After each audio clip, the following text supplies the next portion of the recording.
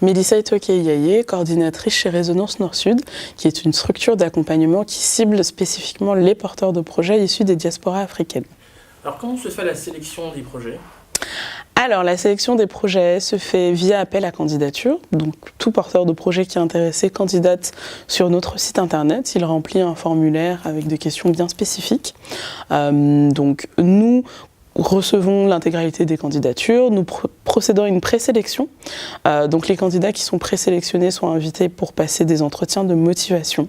Et à l'issue de ces entretiens de motivation, donc nous sélectionnons les heureux élus donc, qui pourront intégrer la promotion et en général, sur la base des 3 dernières promotions, nous choisissons d'accompagner une dizaine de porteurs de projets à chaque fois. D'accord. On peut avoir une idée de qui sont les membres du jury, sans donner leur nom, mais quel type de profil ? Les profils, alors nous essayons d'avoir vraiment la diversité dans les profils, donc on va avoir des entrepreneurs, donc des personnes qui ont créé leur start-up, qui sont à un stade d'avancement qui sont plus avancés que nos porteurs de projets. Nous avons bien évidemment nos partenaires, comme je disais, donc des représentants du CIAD, de la Cofides, de l'ADI, d'Est Ensemble. Nous mobilisons aussi des experts qui interviennent donc dans le cycle de formation, par exemple, ou des personnes qui accompagnent nos porteurs de projets. Voilà, et donc quel type d'accompagnement vous apportez, vous donnez à ces entrepreneurs ? Alors comme j'expliquais, l'accompagnement déjà se fait sur 6 mois. Donc les 3 premiers mois, un accompagnement entre guillemets théorique, donc la formation.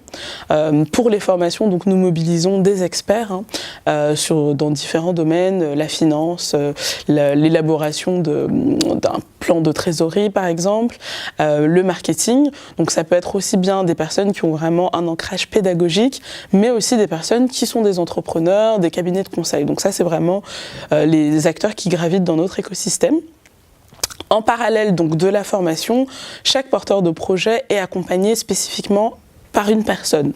Donc ce sont des bénévoles qui, justement, de par leur expérience professionnelle, de par les compétences qu'ils ont acquises, ont envie et ont la capacité d'accompagner les porteurs de projets.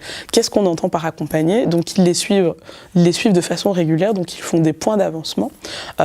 Au début de l'accompagnement, donc nous définissons de façon collégiale, donc le porteur de projet, l'accompagnateur et moi, donc la coordinatrice de Résonance, les objectifs de l'accompagnement.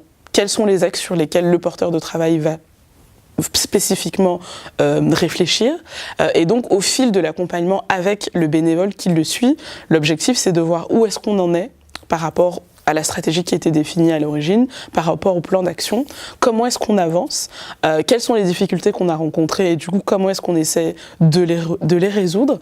Et vraiment nous l'enjeu c'est que l'accompagnateur puisse challenger le porteur de projet, l'ouvrir de nouvelles perspectives, mais aussi le réorienter parce que ça ne va pas, parce que le modèle économique n'est pas viable. Donc c'est être en permanence avec lui et aussi capitaliser sur le réseau d'experts de Résonance. Si par exemple le porteur de projet a une problématique bien spécifique liée, je ne sais pas moi, à la remontée de filière, c'est de voir dans notre portefeuille d'expertise quel profil on peut mobiliser pour l'aider.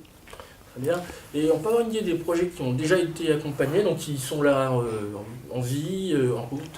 Alors, donc je vais vous parler plus spécifiquement des projets de la première promotion, donc Uminzac. Donc on a par exemple la structure qui s'appelle Chikwanga, qui a été donc créée par Clarisse Bunzia, qui vise à valoriser le manioc.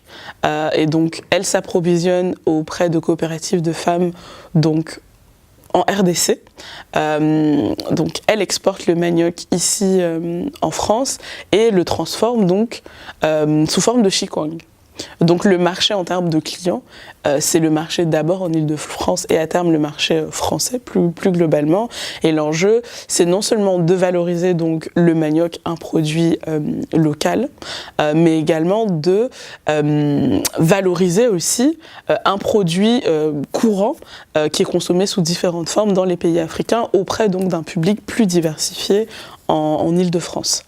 Ça, c'est un premier exemple de projet. Je peux également vous parler de PIS, qui est une solution de paiement mobile, donc qui a été créée par 2 entrepreneurs qui ont été accompagnés par Résonance.